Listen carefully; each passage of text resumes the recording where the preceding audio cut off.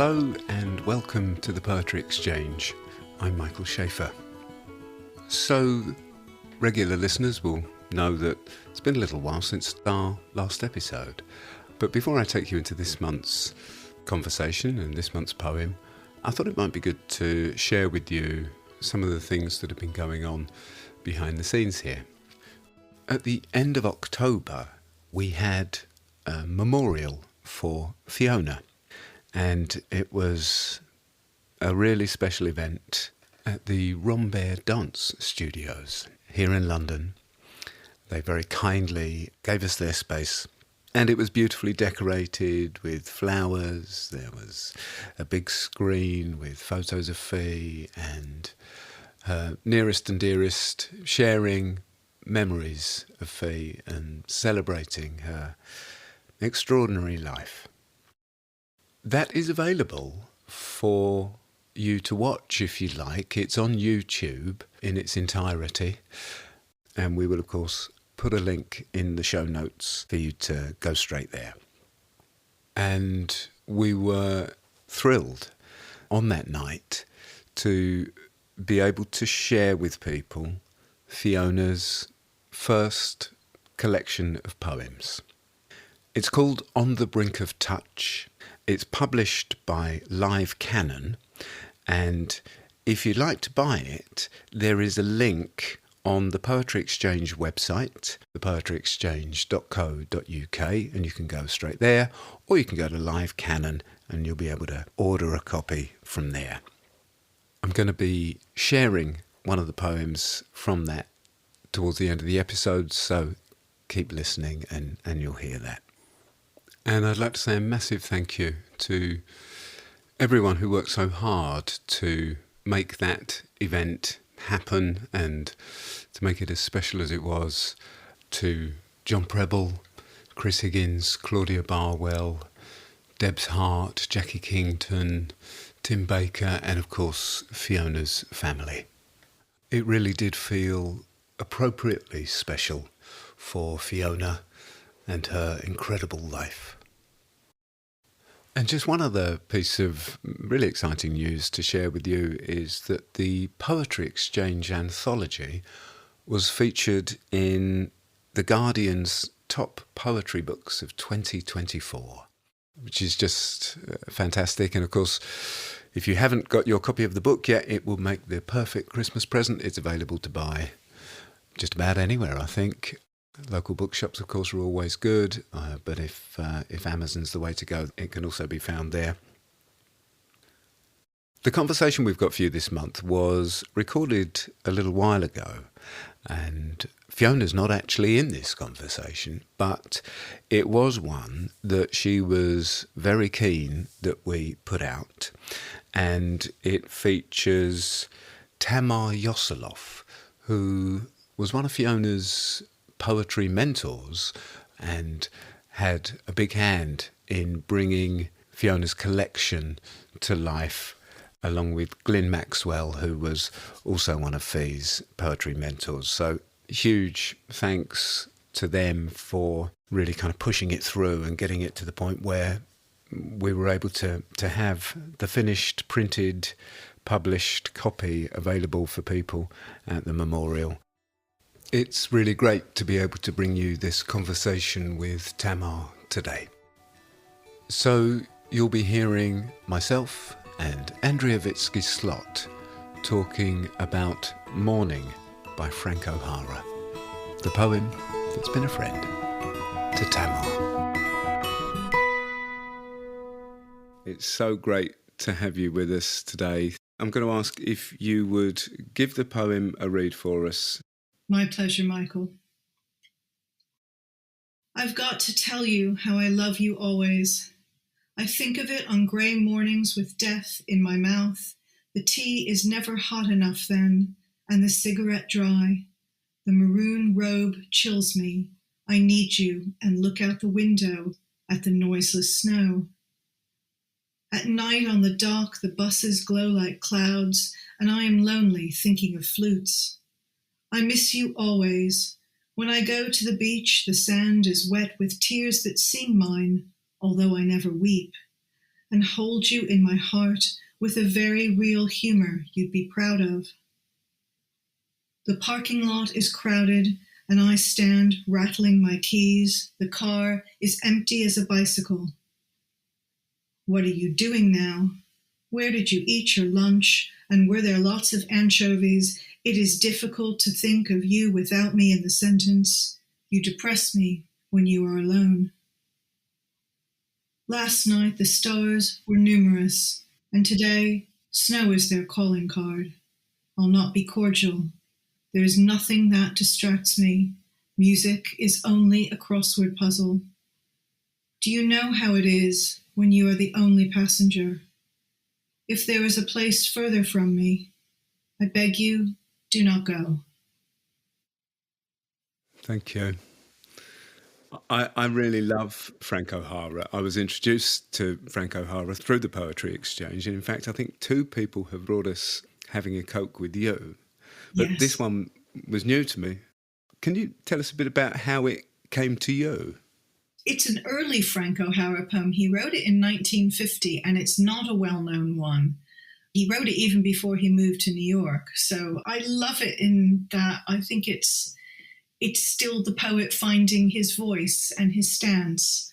And I've known this poem since I was about 17 or 18. And it was around the time when I first discovered Frank O'Hara. And reading him pretty much blew the top of my head off. I thought, wow, this guy is amazing. And I remember traveling into New York City from where I grew up in New Jersey to visit Scribner's Bookshop on Fifth Avenue, which is sadly no longer there.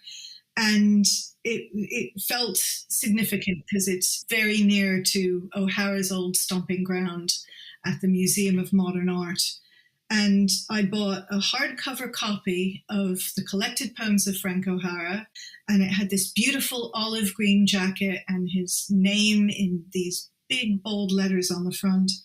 And I still have it. It's one of my most cherished books. And I worked my way through it, and I was just absolutely amazed by his poems, because I think it showed me that you could write about yourself and your life in the most free way. I'm curious, what did you think when you first read it? What did you think it was about? I look at it and I'm not quite sure I do know what it's about yet. No, it's a strange one because it is a love poem, but it feels very self-regarding in the way that a lot of O'Hara's poems are. I think it's a poem about loneliness as much as anything else. It's addressed to this distant lover, but so much of it is about loneliness and emptiness, and the emptiness of the city as much as the loneliness of the person speaking the poem. Yeah, that's lovely. There's something really accessible, I suppose, about O'Hara, but there's a kind of an immediacy to it. It's using very sort of down-to-earth language, if you like, but also this thing that you mentioned, Tammy, that this kind of self-regarding thing. He has this sort of awareness of himself within the picture that he's painting. And it's these really kind of surprising images and metaphors. The car is empty as a bicycle. They're really sort of arresting things that you're not expecting. I think that's the influence of the French poets he was reading, but also this great humour in O'Hara. You know, there's this kind of wonderful lightness of tone, and also the lightness of tone you might have between lovers, you know, where he talks about, I hold you in my heart with a very real humour you'd be proud of. What are you doing now? Where did you eat your lunch? And were there lots of anchovies? There's a very particular type of closeness that is evoked with things like, and were there lots of anchovies? You know, it lets us know that this is something that they've discussed previously. It kind of brings a whole relationship to life, I think. Yeah. But it's one-sided, this conversation. You never get a sense of reply. You know, and then it tips into, I think, a kind of more serious and greater loneliness by the end. He says, if there is a place further from me, I beg you do not go, which already suggests that they're at a distance and the distance could be greater. So the other thing that you think about with this poem is death. because he's got it right there at the end of the first stanza. And there's a way of looking at the title mourning and thinking of the other spelling of mourning with a U, which is grieving. Below the surface of the light and breezy O'Hara, there's a more serious O'Hara. And you think about his very short and brilliant life, but also the short and brilliant lives of people around him. And he's got some very moving eulogies in his body of work, one to the painter Jackson Pollock, for example. So, that idea of the fragility of life and therefore its preciousness is never far away in the poems. And it's something people don't really think about with O'Hara. By the end, I think you're right. I began to think, oh, this is about losing someone and holding them in their heart and not being able to reach him anymore. Do you know how it is when you are the only passenger? There's something really heartbreaking about that. It suggests this kind of traveling without someone and being alone in the world. Did you sense that when you first read the poem as a 17, 18-year-old? Possibly. I don't know. I was reading a lot of very depressing stuff, and that my absolute idol up until then was Sylvia Plath. And I think it's a very predictable young American girl's trajectory into poetry to be a fan of Plath and Sexton. If I said, yes, I was aware of all these things I'm talking about now, it wouldn't be true. But that's why this poem appeals to me, because I had a sense of it, perhaps. I was thinking that there must have been hundreds of poems that kind of went through your mind when you were first asked to bring along a poem that's been a friend to you. I'm always fascinated when we have poets talk to us to kind of find out a bit about what that process was like, of how you came to go this one. Well, it was the provocation of that you ask, this idea of a poem as a friend. And there are lots of poems that have been incredibly influential to me, and poems I love, and poems I've been reading for years. And I could have chosen any number of those, but I wanted to choose a poem that I had been acquainted with for a really long time. And this was, for me, one of my really early seminal poems. To pick this one felt very easy to me, because it's been with me for so long. Can I ask you, when you read it now, who do you think of when you think of the you? I don't know. I mean, I've always read the you as a lover, as someone that one is intimate with.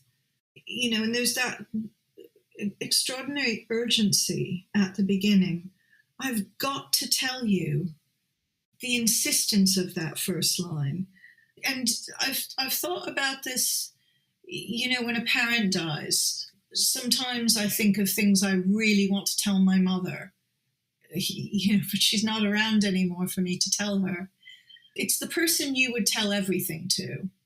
I've got to tell you, and then how I love you always. It's just so kind of moving. There is this sort of all or nothing kind of thing about it, isn't there? And there's another always, isn't there? I miss you always when I go to the beach. And on both occasions, the always is shortly followed by a never. It's that all or nothing, So you get how I love you always, and then you get the tea is never hot enough. And then later you get I miss you always, although I never weep. Thank you for that. I never noticed that. But it's absolutely true. Yeah. It's very touching, actually. The I miss you always when I go to the beach. The sand is wet with tears that seem mine, although I never weep. I thought that's extraordinary. That he never cries. I think I'm increasingly seeing this as a person he's lost, but he's sort of talking to as if they are still there. Tears that seem mine. It's like he doesn't even know or can't sense them. There's something there of almost not quite recognizing oneself or one's emotions. I think one also maybe has to talk about O'Hara's sexuality as well. In a way, it almost feels like a kind of phantom lover, this. And O'Hara wrote in a very frank and unself-conscious way about sexuality. And I think once he arrived in New York, that way of being was probably a lot easier for him. But there's often a sense in O'Hara that love is complicated by these things, by the difficulty of being different. So, I wonder if there's a notion of that in the poem as well. In a way, that this is a difficult love, or indeed even an impossible love. That's the thing that I take away from this poem the most, that sense of lightness and darkness being always alongside each other. It's so interesting because for me, this poem is full of these contrasts. Yeah. So it is urban with the parking lots and the buses, but we also have the beach. Yes. We also have the stars. Yes. And so you get the parking lot is crowded, the car is empty as a bicycle. You get the summer with the beach, and we also have the snow. It's that sense of all seasons. And the literal and the surreal sort of moving, and the humor and the seriousness. Yeah. And the light language, but the heavy subjects. It is a fascinating, rich poem. But that thing, Michael, that you say about seasons, it's definitely a winter poem. I mean, he may be thinking about the beach, but it's grey mornings with death in my mouth. And then he's looking out the window at the noiseless snow. It's very colorless, this poem, in a way. That gray and white is the palette that he carries throughout it. One of my very favourite lines is just after that moment where he says, "I'll not be cordial." I don't know why that's just such a kind of Frank O'Hara turn of phrase for me. There's something about that I delight in. I'll not be cordial. It's his honesty. He always says exactly what's on his mind, and sometimes it's quite direct. Lana Turner, we love you, get up. Exactly. I love that, yeah. There's that kind of, it's slightly catty New York directness of his. It's just so winning. The other line that I really love is, it is difficult to think of you without me in the sentence. Oh, yeah, that's so beautiful. That's my favorite line. Is it? It's all-encompassing, isn't it? That you can't separate yourself from someone else. There's a kind of permanence to being with that person in writing somehow. That sense of the sentence being the place where he puts all of these thoughts. I think the other thing to say about this poem is actually how difficult it is on the page. It's quite hard to read this poem if you haven't seen it before, because he doesn't make it very easy. It's got what I would consider pretty unreliable line breaks and no punctuation at all. There's a kind of a sense of plunging headlong from one thought to the next. In my mouth, the tea is never hot enough then, and the cigarette dry, the maroon robe chills me. I need you. You're right. He'll do things like, what are you doing now? Where did you eat your lunch? And were there lots of anchovies? It is difficult to think of you without me in the sentence. You depress me when you're alone. It's almost as if these things are pouring out of him, and they're being put down on the page as he thinks of them, and it has to come out quickly. And that's why, in a sense, there's no room for a possible response from another person. Yes, and I've got to be a poet, he seems to say. There's something about it that says, I have to write this, I have to put it into words, and it's going to tumble out, and it's going to be a poem, and then I'm going to walk away. And O'Hara was very famously not much of a redrafter. The lunch poems, most of which were written as the title suggests, in his lunch hour when he was working at the Museum of Modern Art, and he would go around the corner, we're back on Fifth Avenue again, to the Olivetti showroom, and he would just type his poem out verbatim as he was thinking of it. So, I don't know the history of this poem, but I would imagine this is how it landed on the page. It really moves me, actually. I think it's going to be a new friend to me. The same. Absolutely, I couldn't agree more. Thinking about it as a friend, Tammy, can you talk to us about what type of friend this poem is to you? Oh gosh, that's interesting. I don't know. Maybe I want to be friends with Frank O'Hara. I think when I was sort of discovering him initially when I was 17, 18, I just thought that whole New York world of the Cedar Bar and cocktails and, artists gathering in each other's lofts, that was, and I don't know, I found it very attractive. So, there's something almost gossipy about, I've got to tell you something. Maybe that whole sense of that world and that, that kind of urgent friend who's got this thing that they have to unburden. Maybe that was what I'm only just putting this together now. I haven't thought about this in any way, but maybe that was one of the things that appealed to me. I think it was just these images. They just really hit me. Some of the images we've talked about already. It is difficult to think of you without me in the sentence. You depress me when you are alone. I just thought that I hadn't read a poem before that for me had that kind of extraordinary directness, but also just such unique images and ways of seeing the world that felt entirely fresh and different to me. That thing we've been talking about to do with lightness and darkness and, the urban and the unromantic, but making those things just part of poetry. And I think that's what again, without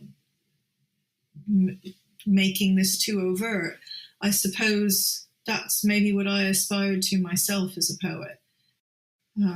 But that's, I don't know. I'm waffling now. But No, I it's think really great. I hadn't really thought about it. Why this poem? And it's an interesting consideration. Why does one thing move you and another thing doesn't? Yeah. Or why does one thing continue to move you? It's really interesting to kind of hear you working that out for yourself in that very present tense way, and also to hear you reference how his work has influenced you as a writer. And I know that you've got a new collection called Belief Systems. Is that right? That's right. Yeah. I was just wondering if you'd be able to maybe read us something from Belief System. Oh, okay. Okay. I'll read you this one, which has Frank O'Hara in it. And I opened to this page, so that's a bit uncanny. So there's a Frank O'Hara poem called In Memory of My Feelings. And there's also a painting by Jasper Johns called In Memory of My Feelings. Johns's painting obviously takes O'Hara's title. So this is a poem called In Memory, and it starts with the lines from the Frank O'Hara poem. My quietness has a man in it. He is transparent, and he carries me quietly like a gondola through the streets.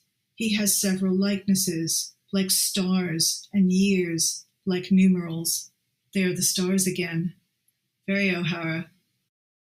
If all the numbers were piled on top of each other, like they are in Jasper Johns's paintings, maybe we could stop counting.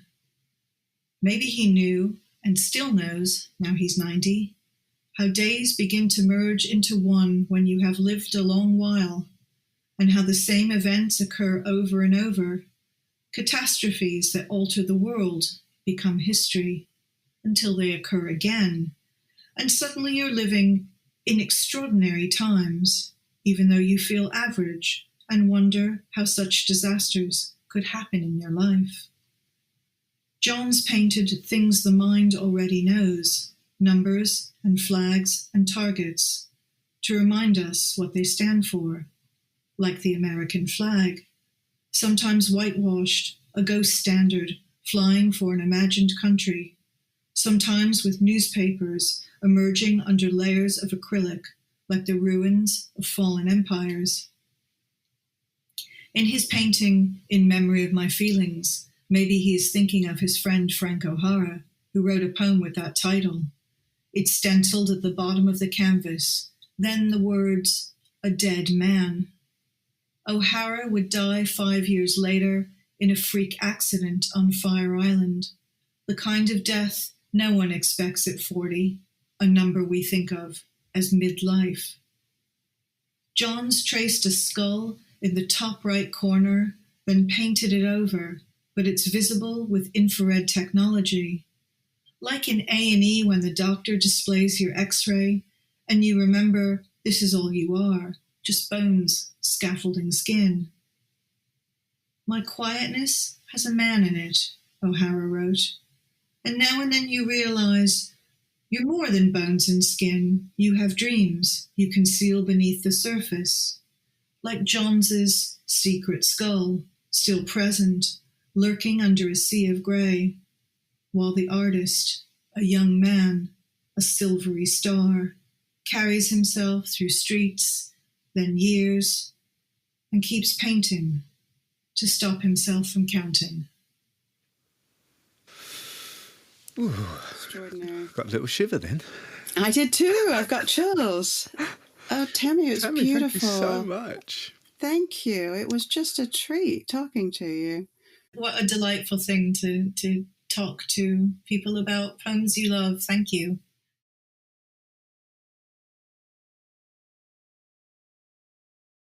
Morning by Frank O'Hara. I've got to tell you how I love you always. I think of it on gray mornings with death in my mouth. The tea is never hot enough then, and the cigarette dry. The maroon robe chills me. I need you, and look out the window at the noiseless snow. At night, on the dock, the buses glow like clouds, and I am lonely, thinking of flutes. I miss you always when I go to the beach. The sand is wet with tears that seem mine, although I never weep, and hold you in my heart with a very real humor you'd be proud of. The parking lot is crowded and I stand rattling my keys. The car is empty as a bicycle.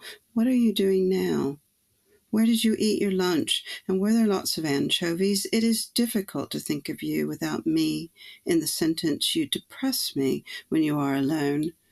Last night, the stars were numerous, and today snow is their calling card. I'll not be cordial. There is nothing that distracts me. Music is only a crossword puzzle. Do you know how it is when you are the only passenger? If there is a place further from me, I beg you, do not go.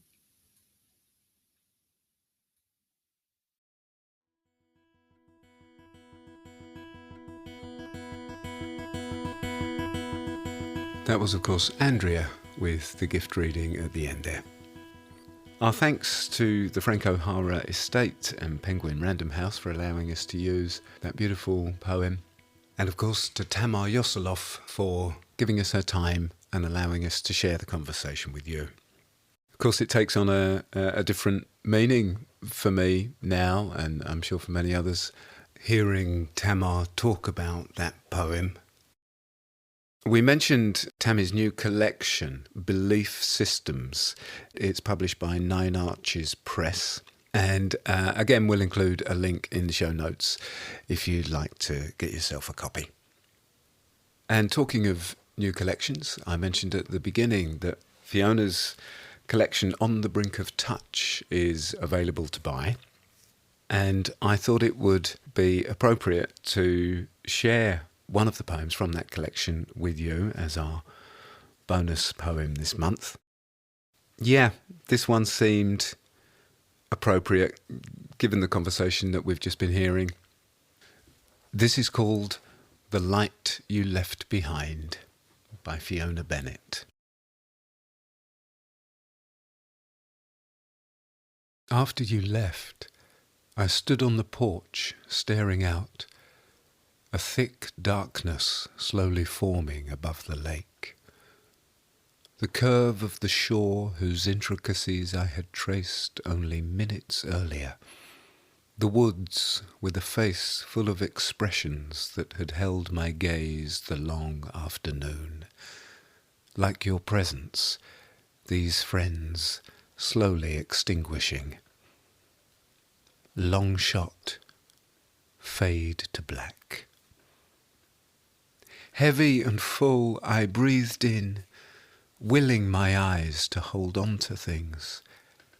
And in that instant, a tiny orange light, like a single ash blown from the fire, pierced the dense night. I blinked. It winked. Then again. And then another. And another. And another. I began to count. I lost count. They came like the small, bright miracles of thought that flashed through each and every one of you.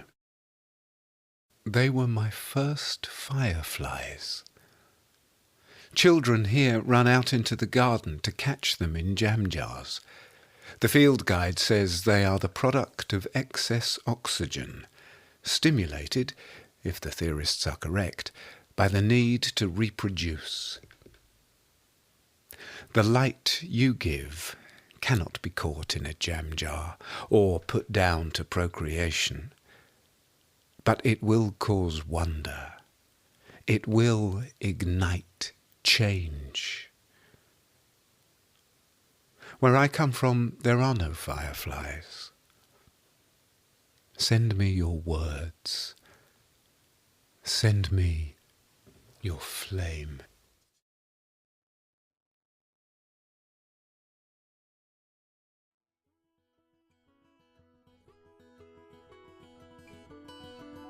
That's about all we've got time for this month. I'll be back with you next month with more Poems as Friends. Until then, thank you for listening.